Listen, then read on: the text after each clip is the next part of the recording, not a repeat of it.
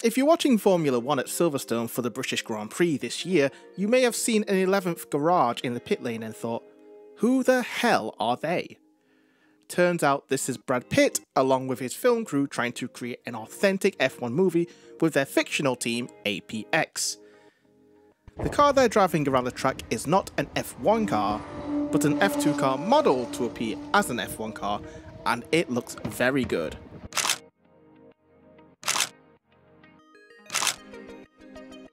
This film stars Brad Pitt, who plays Sonny Hayes, and his teammate who is played by the actor Damson Idris, with Pitt being a veteran F1 driver who is trying to get back into the sport. Not much else is known about the film for now though. What is known is who's helping to co-produce the film, which is Lewis Hamilton, a former multi-world champion who's passing on his expertise to make it as true to the sport as possible, with the obvious Hollywood flair, of course. But why would Formula 1 be happy to provide Brad and his team a slot? Here comes the money. Here we go.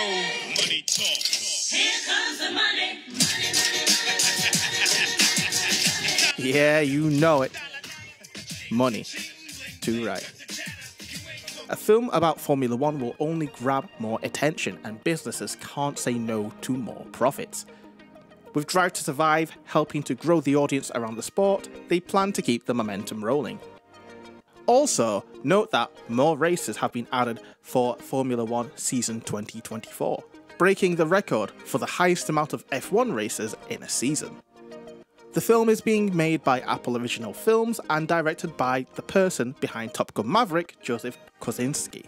Top Gun Maverick did really well in the box office and is full of action. I recommend that to everyone. So I've high hopes for this film. The actors won't be racing at lights out and away we go though, but the race will be filmed by the crew and stitched with the footage of the fake team APX, to look like they're in the thick of it. Silverstone is just the start, with the team showing up at more races along the rest of the season to create the story they desire. That's all for this video. If you enjoyed, a like and subscribe is appreciated, and I'll see you in the next one. How did we get here? Nick de Vries is a Dutch racing driver born in 1995. At a young age, Nick was big into motorsports, and at 13 years of age he'd won the karting KF3, WSK World Series and German Junior Championship. Signed for the McLaren's Young Driver program in 2010, he would go on to win more in his karting career over the years, leading to the Eurocup in 2012. By 2015, Nick had joined the Formula 3.5 series, racing for DAM's DMAS, placing third, and in 2016 the GP3, where he came sixth. His most notable teammates, Charles Leclerc and Alex Albon, came first and second respectively. Reaching Formula 2 in 2017, Nick would race through the years until 2019, where he was crowned the Formula 2 champion. However, he did not find a seat in Formula 1 and would go on to join Formula E for the 2020 season, winning the championship. Winning in 2019 and 2020, it was clear Nick had improved over the years. By late 2020, Nick got the opportunity to run a Formula 1 test, becoming a reserve driver for Mercedes in 2021, and he would fill in for Lewis and George for the odd practice. Now this leads us to the situation with Alex Albon and where all this truly began. At the 2022 Italian Grand Prix, Nick de Vries took over Alex Albon's seat in the Williams due to him having appendicitis. In his first race, he didn't just compete, he scored points showing his capability in garnering attention from multiple teams. With Pierre leaving AlphaTauri to join Alpine, Nick finally got a shot on the front row, joining teammate Yuki Tsunoda in 2023. 28 years he'd waited to reach Formula 1, but each race led to disappointment. Constantly losing to his teammate, and with the 2023 AlphaTauri car being slow, he was nowhere to be seen on the grid. A very rough start for his first year, but they call it rookie season for a reason. That was just so cringy. His performance was heavily criticised, and it was clear that if his performance did not improve, he wouldn't be here much longer. Meanwhile, Daniel Ricciardo had been putting a lot of hours and work into the simulation as Red Bull's reserve driver. During the Pirelli tyre test, after a year out of F1, Daniel still pulled impressive lap times in the Red Bull.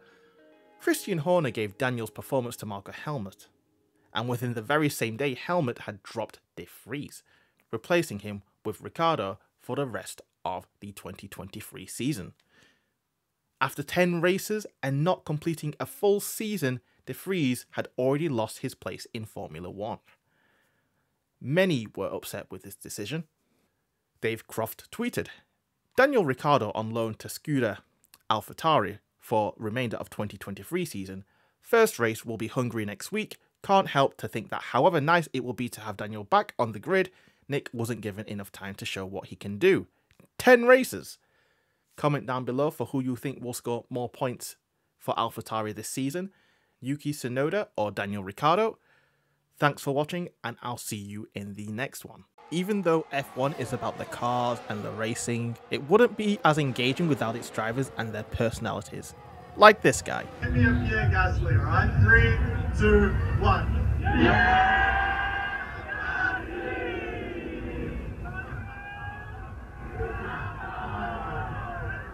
Short recap, Ricciardo injured his wrist during a practice session at the Dutch Grand Prix, which has led to Liam Lawson being the 4th driver to race for AlphaTauri this season. If you want a recap on how Ricciardo got back into F1, you can check my video here. Now, Liam has performed incredibly well over the 4 races that he's competed in. Notable achievements being surviving the onslaught of the Dutch Grand Prix weather, knocking Max Verstappen out of Q2 in the Singapore Grand Prix by 7,000ths of a second, which led to it currently being the only race that Red Bull haven't won this season. And of course, scoring points in his 3rd ever F1 race. In 3 races, he is no longer the lowest scoring active F1 driver on the grid. So, you'd think there's an opportunity for this driver next year, right? Well, you'd have hoped. AlphaTauri recently announced their main drivers for the next season, which turned out to be Yuki Tsunoda and Daniel Ricciardo. Now, Daniel had only competed in 2 races before getting an injury and starting recovery. But if we compare the average finishing positions of Daniel and Liam over the races, Liam comes out on top. So why would they choose Daniel? To speculate, Yuki has came out and said that Daniel's expertise has helped the engineers find ways to improve the performance of the car.